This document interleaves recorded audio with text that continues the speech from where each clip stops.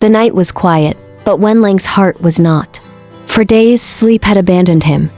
Every time he closed his eyes, all he could see was Gao Tu, his gentle eyes, his soft smile, and the memory of that night when everything changed. Now Gao Tu was gone, and the truth Wenlang had discovered crushed him from within. Gao Tu wasn't a beta.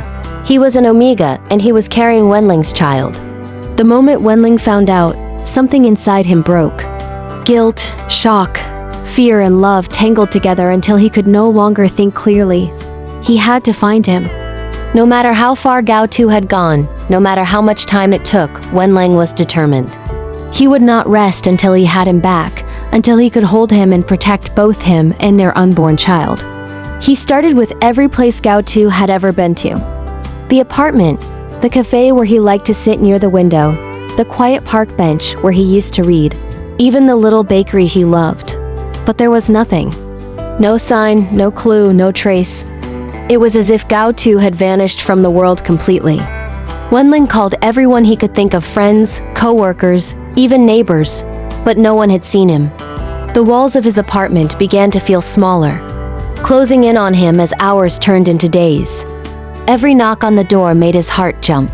Every vibration of his phone filled him with a hope that was crushed seconds later. When it wasn't news about Gao Tu, rain fell one evening as he stood outside Gao Tu's old building, soaked and trembling. He didn't even bother with an umbrella. He just stood there, staring up at the windows, as if by some miracle Gao Tu would appear behind one of them, smiling softly, telling him it was all a misunderstanding. But the lights remained off. The silence of the building mocked him. Wenlang pressed a hand to his forehead, breathing hard. "Why did you run?" He whispered to the empty air. "Why didn't you tell me?" His voice broke as tears mixed with rain. He couldn't understand why Gao Tu had chosen to disappear, why he didn't trust him enough to stay. He didn't care about the secret, about what Gao Tu really was. All he cared about was that he was gone, and that he was suffering alone somewhere. The search grew desperate. Wenlang drove from city to city, tracing every possible lid. He talked to strangers, handed out Gao Tu's photo, even paid investigators. He barely ate, barely slept. His friends begged him to stop, to rest, but how could he? How could he stop when the person he loved most was out there, alone and possibly in danger? Every passing day without news felt like a knife turning deeper into his chest. He couldn't forget what the doctor had said when he found out the truth: pregnancy for someone with Gao Tu's condition was dangerous, even life-threatening.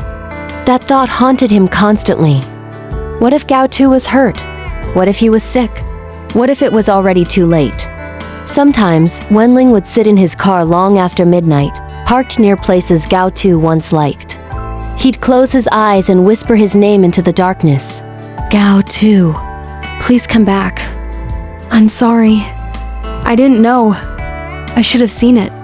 Please, let me find you." His voice was low, trembling, filled with a pain that never faded. The guilt ate at him from the inside. He thought of all the times he'd brushed off Gao Tu's fatigue, his quietness, his avoidance of certain topics. How blind had he been?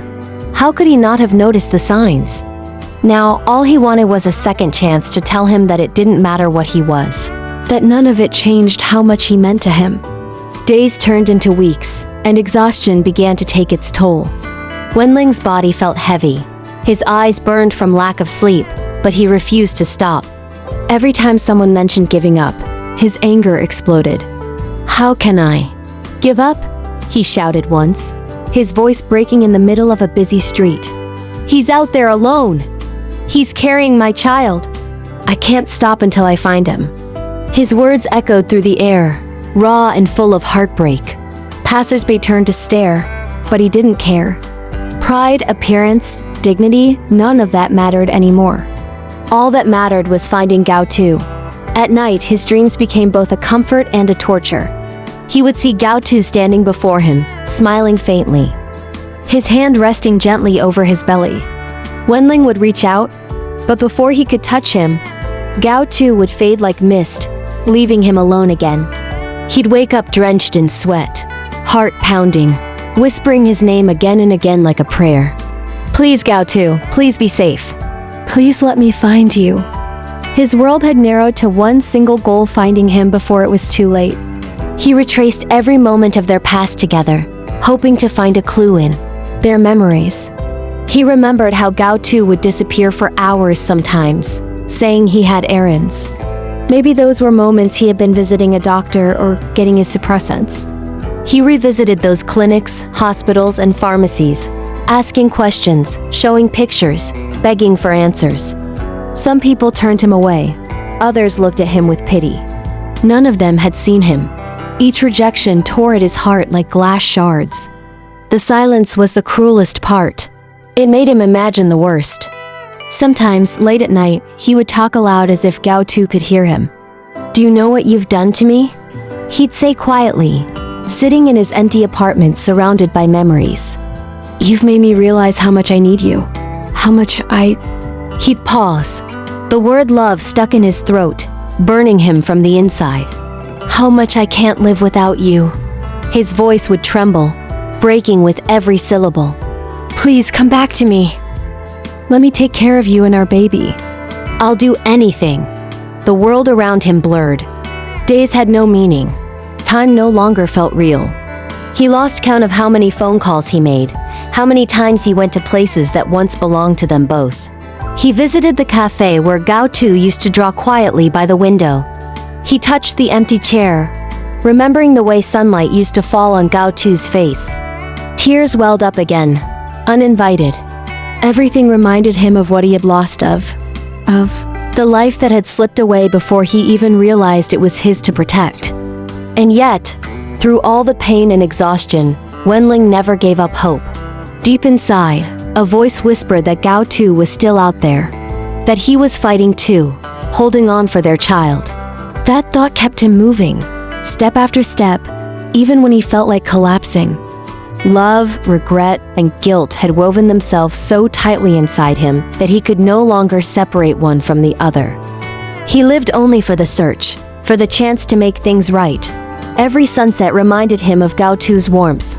Every dawn reminded him of his promise to never stop until he found him.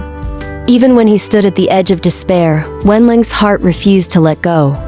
Somewhere out there, Gao Tu was waiting, scared and alone, carrying their child and believing he had no one to rely on. Wenlang's only purpose now was to prove him wrong, to find him, hold him close, and whisper the words he should have said long ago. The world could fall apart around him, but Wenlang wouldn't stop. Not until he brought Gao Tu home. Wenlang's footsteps pounded against the cold pavement as rain poured from the dark sky, drenching his clothes and blurring his vision. It had been hours since he started searching for Gao Tu, but he refused to stop. His heart was racing not from exhaustion, but from fear.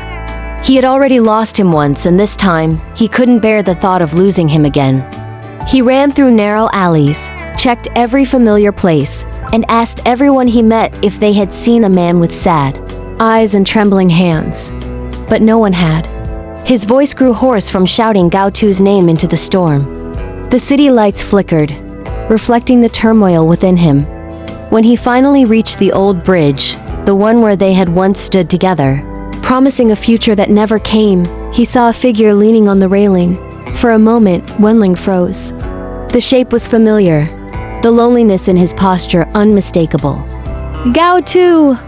he called out, his voice breaking through the rain.